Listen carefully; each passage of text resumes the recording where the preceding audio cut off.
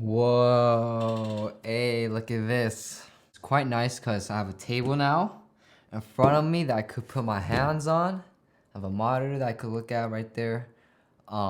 Anyways, today I want to talk about this, the Olympus AF-1, and this might be the best budget point-and-shoot film camera out there.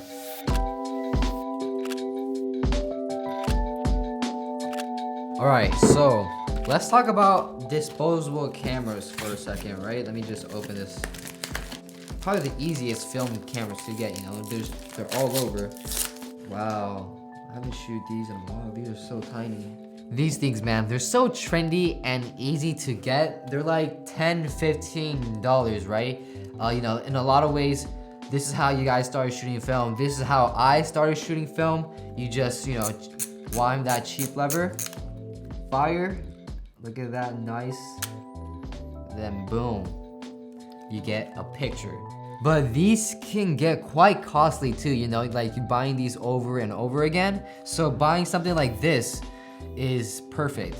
So this is the Olympus AF-1, and it originally came out in 1986, and it was the world's first weatherproof, fully automatic 35mm compact camera. And the US models, I think it was called the Infinity instead. It has a 35mm lens at f2.8, which is pretty good because for cheap point-and-shoots like this, f3.5 is pretty much the standard. So it's nice to see a high quality 4-element lens on something like this. I got this over 6 months ago now, and I got this on eBay. I didn't thrift it or anything like that, so I paid 50 bucks for this, which is like what, 4 disposables. This is totally worth it, and it perfectly embodies what a point-and-shoot film camera should be. Now there are better point-and-shoot film cameras out there, like of course there's the Contax C2, which goes well over $1,000. But with something like that, you can't be carrying it out everywhere, out and about. You know, you become a lot more self-conscious when and where you take it out. And for a point and shoot, you just don't want to worry about that. You know, you want to be intimate with the photos and just capture the moment. You know, it's the same way like how I don't carry around my A7 III everywhere out and about, you know, nowadays. Same thing. Using this thing is pretty simple as well. It just takes a CRP2 battery for autofocus and metering, and loading this up is really simple as well. So yeah, I'm just gonna do this live. I've never done live stuff like this, but I'm just, oh my god, I forgot to rewind it. Oh my god, I just ruined those frames. I need a pen now. Holy moly.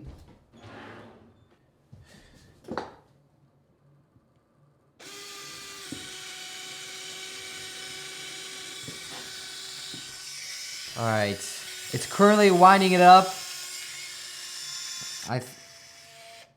Okay, cool. Now I could pop this open. You just take on the side, pop it open. Now I could take it out. But I just ruined like those frames. Anyways, it doesn't matter. I got this out. You know, this was the old one. I was shooting Ultramax 400 Kodak, and now we're gonna load up some Ilford HP5 Plus. This is honestly my first time shooting black and white, and I'm really excited about that.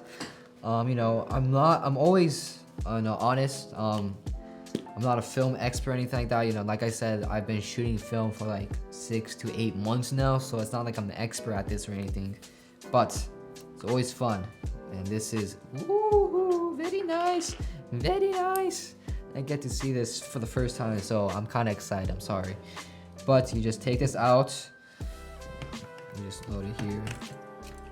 Oh snap, people are gonna comment so bad, but anyways, you just load it right here, you just pull out a little bit, align it with the teeth at the bottom, align it with the teeth at the bottom right here, just close it open, and it just,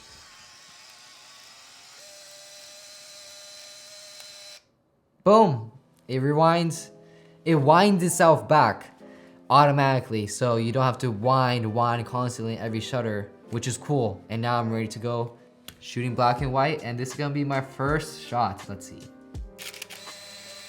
Cool.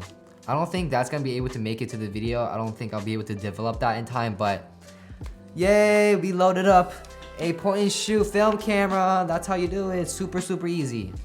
Another cool thing is that this is a plastic cover. So right now, when the cover is closed, it's also turned off, which is cool. And this is how you turn it off, on, and then this is how you turn it off, on, off. And it protects the lens as well, which is nice design, right? Nice design. I like that. And just like how I put a black and white film in there, I could put different kinds of film stock, which is another thing I love about this over a disposable. You know, every film roll is like, you know, $6 to $10 nowadays, which is cheaper than getting a disposable. So it does save you on the long run, and you get higher quality photos out of them too.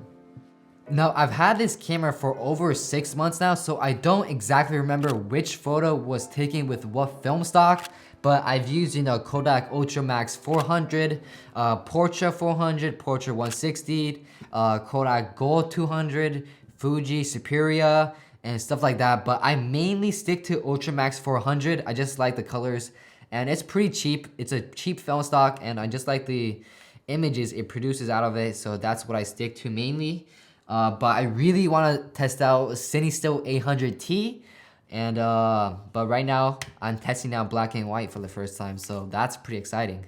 And this really is the perfect point and shoot film camera as a idea standpoint. You know, you don't want to necessarily worry about the composition or the lighting all the time, and you just want to be intimate with the moment and just capture the shot. And for stuff like that, it gives you more freedom as a photographer. And I'm not saying go out and get this specifically, but just having a budget point and shoot film camera in general is a great tool to have as a photographer for anybody.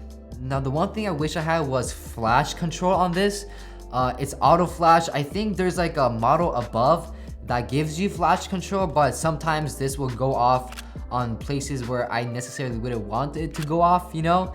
But other than that, it's great. The f2.8 helps slightly with low light, better than like a f3.5 on other film cameras.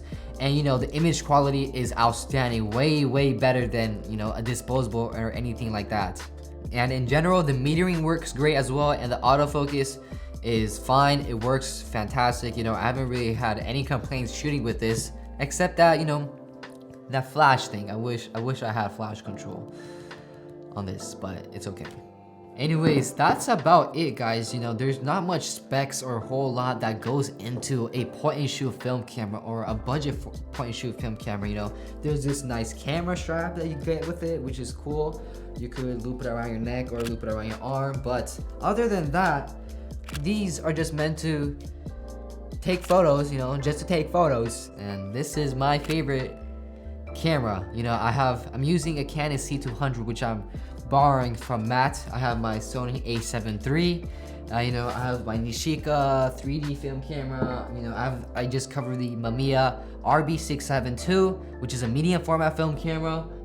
This is definitely my favorite. You know, just how casual it is. I just love it, and I just take this with me everywhere I go. But anyways, thanks for watching, guys. Make sure to follow me on Instagram, subscribe, like, comment. Really helps me out. Anyways, yeah, I'm gonna get out of here. Thanks for watching, and I catch you guys in the next video. Peace.